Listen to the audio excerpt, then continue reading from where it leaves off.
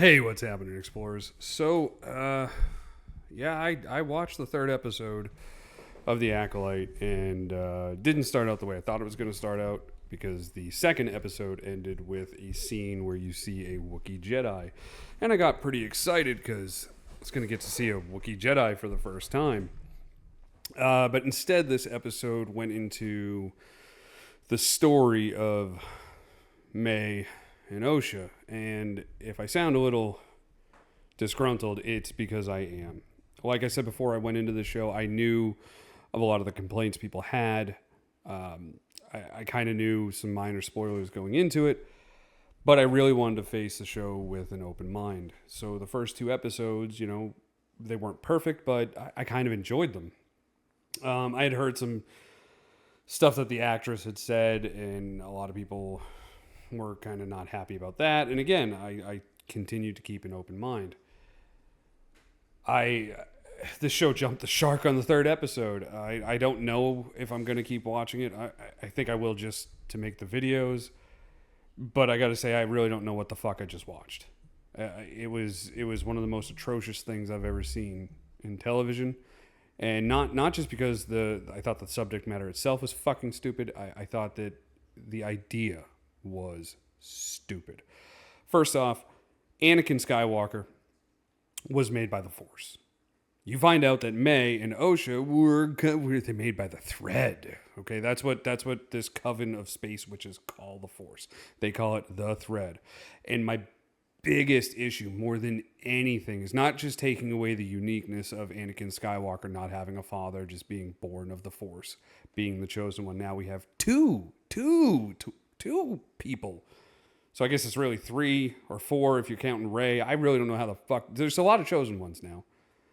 But the biggest thing that really got me is they even say it. The witches when they use their thread, they're using the dark side, and it's obvious because they even say, well, some people say this is evil. No, they're using the dark side.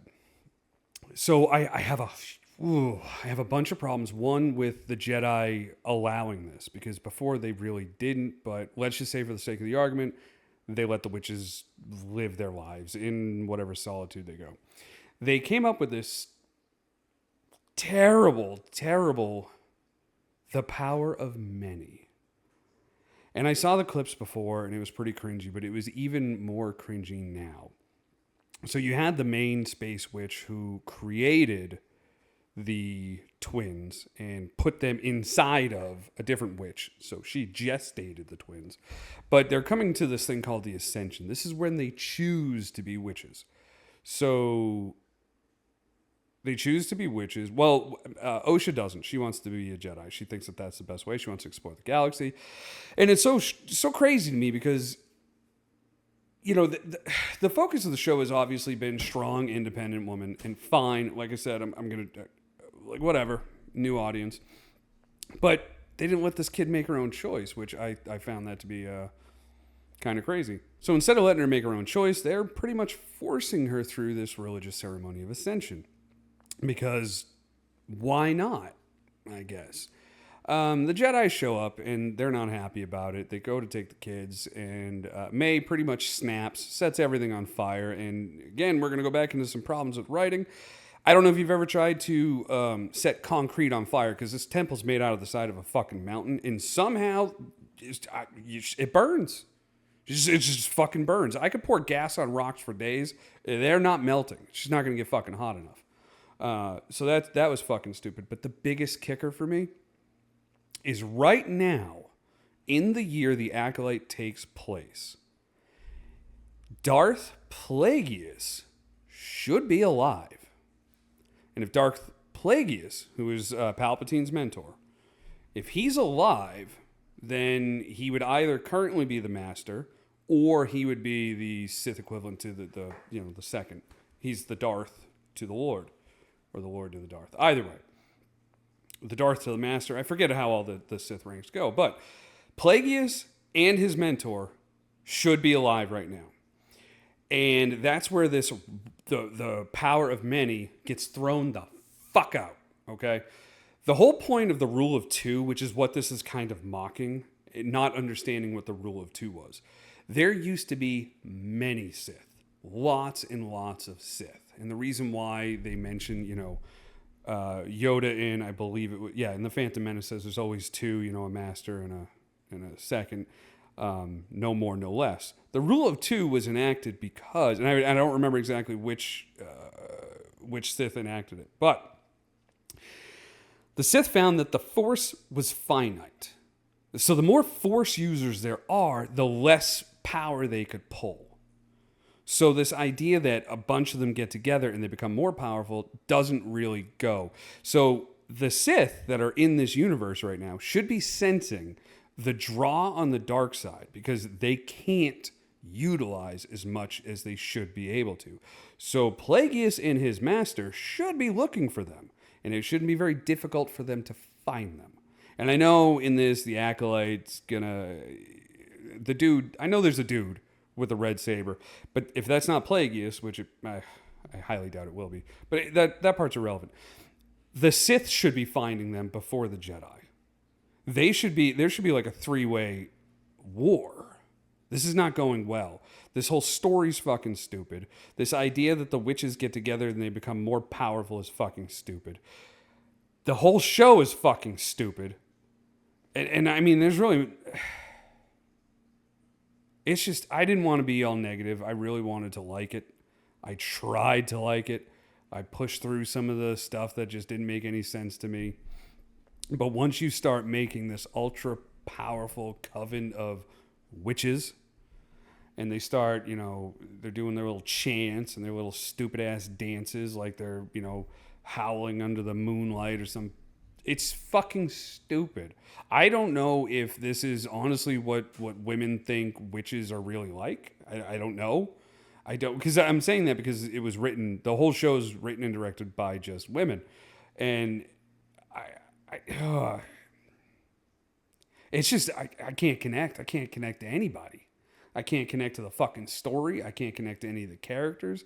I can't, and that was the biggest thing. When I was a kid growing up watching the original trilogy, I was born the same year Return of the Jedi came out. So you can do the math.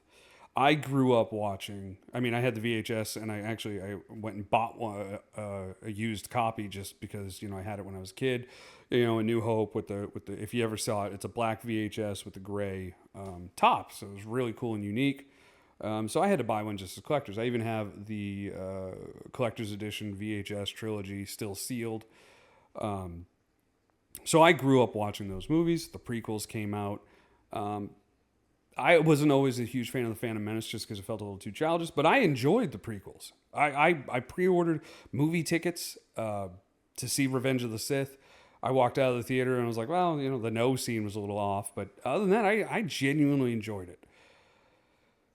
I was able to connect with those characters. I watched the story of Luke Skywalker, stuck somewhere, never going anywhere, and then he goes on this hero's journey, and you see the struggles. When I was watching the prequels, I wanted to know what turned Anakin to the dark side. In this show, there's no thought. There's no heart. They just tell you the story. They tell you why.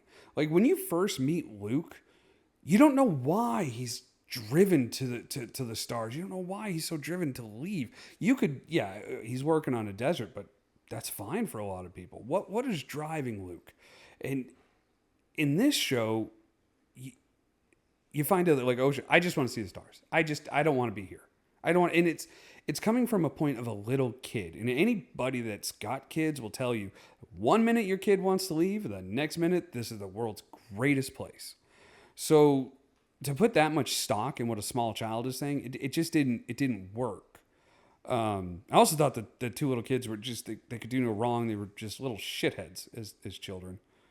But I don't find any way to connect. And it's got nothing to do with specifically with them being female, because I can watch Aliens. Aliens is a great movie. Sigourney Weaver, right? I can find a character to connect with in that show. No problem. It's game over, man. Game over. Bill Paxton was amazing. The dude that played Kyle Reese, amazing. But you still had a very strong female lead. You take Underworld with Kate Beckinsale and Scott Speedman. I thought Scott Speedman was awesome in the first two. I wish he was in the rest of them. So you can still have strong female leads, you can still have strong female writers, but you're going to need something that, male audience can connect to. And then I've seen a lot of articles where they just sit there bitching and moaning that, oh, not enough people are watching the show. Not enough people. Oh, damn those men. Well, the problem is you didn't write anything for us to connect to. The vast majority of men in this show are fucking stupid. They're effeminate. Your lightsaber duels are just, they're terrible.